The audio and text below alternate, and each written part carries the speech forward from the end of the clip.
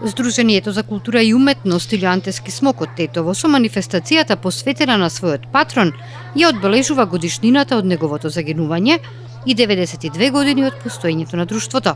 Се работи за прва меѓународна културна манифестација која низ 3 дена ги промовира културните вредности и традицијата. Претседателот на Здруженијето Хаџи Милорад Ѓорѓевски задоволен од првата вечер и очекува побројна публика во овие 2 дена. Денеска ќе настапуваат групите Севдах од Врање, културно-уметничкото друштво Мирче Ацев од Прилеп и на крајот нашите соседи, културното уметничко друштво од Гостивар браќа Гиноси. Првата меѓународна манифестација Денови на Илјот завршува утре со настап на културно-уметничко друштво од странство и играорците од Здруженијето за култура и уметност од Тетово. Концертите започнуваат во 19 часот во Центарот за култура Илјо Антески смок во Тетово.